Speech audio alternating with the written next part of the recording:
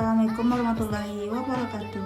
Hai guys, kenalin aku Nadia Turahmi dari kelompok 35 Marwer dari jurusan Kesehatan Masyarakat, Fakultas Kesehatan Masyarakat dengan nomor NIM 2311213059. Kali ini aku bakal bahas maraknya pinjaman online ilegal. Jasa pinjaman online atau biasa disebut pinjol ilegal sedang banyak diperbincangkan oleh semua kalangan. Dengan adanya kehadiran dari jasa pinjaman online tersebut dapat memberikan manfaat bagi semua masyarakat. Keadaan ekonomi suatu kalangan menjadi salah satu alasan masyarakat untuk menggunakan jasa pinjaman online. Namun, walau demikian, banyak juga oknum-oknum yang memanfaatkan keadaan yang dialami oleh masyarakat untuk mendapatkan untung sebesar-besarnya. Pinjaman online ilegal menjadi hal yang harus diantisipasi oleh para masyarakat. Jasa pinjaman online ilegal masih merugikan masyarakat. Jasa pinjaman online ilegal menggunakan berbagai macam modus yang dapat digunakan untuk menjerat masyarakat agar para masyarakat dapat menggunakan jasa pinjaman online ilegal tersebut. Masyarakat perlu mewaspadai adanya jasa pinjaman online ilegal ini. Kemudian baru-baru ini, Otoritas Jasa Keuangan atau OJK bekerjasama dengan Kepolisian Republik Indonesia atau Polri untuk melakukan pemberantasan atas jasa pinjaman online atau pinjol ilegal yang marak terjadi belakangan ini. Bapak Wimbo Santoso selaku Ketua Dewan Komisioner Otoritas Jasa Keuangan atau OJK mengatakan bahwa kerjasama tersebut dilakukan agar dalam penanganan jasa pinjaman online ilegal dapat dilakukan secara efektif, terstruktur, dan juga optimal. Kerjasama tersebut dilakukan karena di tengah pandemi COVID-19 ini, operasi jasa pinjaman online ilegal cukup marak terjadi dan juga merugikan masyarakat. Oknum-oknum tersebut memanfaatkan banyak orang-orang yang harus menerima pemutusan hubungan kerja atau PHK untuk dapat mencari keuntungan. Para masyarakat yang tidak melakukan pilihan akhirnya menggunakan jasa pinjaman online untuk mendapatkan dana secara mudah. Namun, terdapat beberapa vintage ilegal yang tidak terdaftar dalam Otoritas Jasa Keuangan atau OJK yang melakukan transaksi yang melanggar perundang-undangan yang telah berlaku. Perkopi berharap melalui terjalinnya kerjasama tersebut dapat segera memberantas oknum-oknum jasa pinjaman online ilegal yang sangat meresahkan masyarakat di tengah pandemi COVID-19 ini. Di sisi lain, praktek itu juga dikarenakan kondisi ekonomi yang sulit akibat pandemi COVID-19 dan juga perilaku masyarakat digital yang konsumtif, kata pengamat sosial. Seorang pengguna pinjol ilegal menceritakan pengalamannya saat melakukan pinjaman, dari bunga yang tinggi hingga metode penagihan yang mengancam. Sejauh ini, kepolisian telah mengungkap 15 kasus pinjaman online ilegal dengan 45 tersangka di beberapa daerah dalam beberapa waktu terakhir. Dalam perkembangan terakhir, polisi menetapkan 3 tersangka pinjol ilegal yang dikelola Koperasi Simpan Pinjam Solusi Andalan Bersama, terduga peneror yang menyebabkan seorang ibu memilih bunuh diri akibat terlilit utang. Kementerian Komunikasi dan Informasi sejak tahun 2018 hingga 15 Oktober 2001 telah menutup 4.874 akun pinjol. Bareskrim Polri telah menangkap 3 tersangka kasus pinjol ilegal dari Koperasi Simpan Pinjam atau KSP Solusi Andalan Bersama dan menyita uang sekitar 21 miliar rupiah.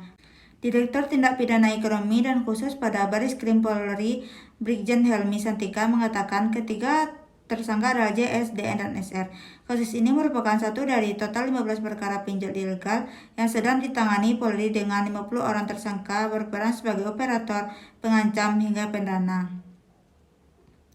Salah seorang korban menceritakan pengalamannya yang menerima bunga dan denda yang besar hingga ancaman saat meminjam dari pinjol ilegal. Direktur Tindak Pidana Ekonomi dan Khusus pada Bareskrim Polri, Brigjen Helmi Santika mengatakan ketiga tersangka adalah JS, DN, dan SR. Kasus ini merupakan satu dari total 15 perkara pinjol ilegal yang sedang ditangani Polri dengan 50 orang tersangka berperan sebagai operator, pengancam, hingga pendana. Salah seorang korban menceritakan pengalamannya yang menerima bunga dan denda yang besar hingga ancaman saat meminjam dari pinjol ilegal. Pinjam 4 juta, terima 3.600.000. Bunganya besar dan kalau telat dendanya 10% per hari, kata korban yang tak mau disebutkan namanya itu. Kemudian, saat dia telat bayar, Ia dipermalukan dengan cara fotonya disebarkan melalui aplikasi telekomunikasi ke keluarga hingga teman-temannya. Terkait permasalahan yang dialami korban ini dan banyak korban lainnya, polisi membuka layanan aduan masyarakat jika mengalami penipuan pinjol ilegal. Hubungi kontak WhatsApp yang sudah tertera dan Instagram Satgas Pinjol Ilegal. Presiden Joko Widodo telah memerintahkan jajarannya untuk menindak tegas pinjol ilegal. Merespon instruksi Presiden, Kementerian Komunikasi dan Informasi serta Otoritas Jasa Keuangan akan melakukan moratorium atau penundaan untuk penerbitan izin vintage ilegal dan penyelenggaraan sistem elektronik pinjaman online. Peneliti senior ekonomi dari Perkumpulan Prakarsa, Setio Budiantoro, mengatakan berjamurnya pinjol ilegal disebabkan karena lemahnya sistem regulasi terhadap vintage. Selalu teknologi lebih depan dan regulasi di belakang. Dengan evolusi digital, mau tidak mau harus ada extraordinary action yang cepat agar masyarakat tidak korban, kata Setio. Faktor lain adalah karena masyarakat struktural berupa sulitnya akses keuangan dari lembaga formal seperti bank dalam menjawab kebutuhan real di masyarakat.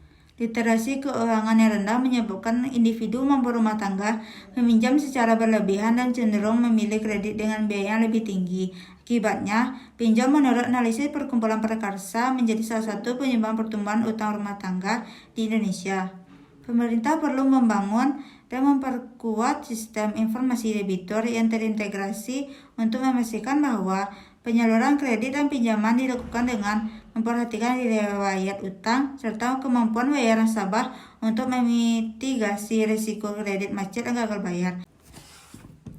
Selain dari faktor regulasi, pengamat sosial dari Universitas Indonesia, Devi Rahmawati, mencermati 5 faktor sosial yang menyebabkan masyarakat terjerat apa yang dia sebut lintah digital.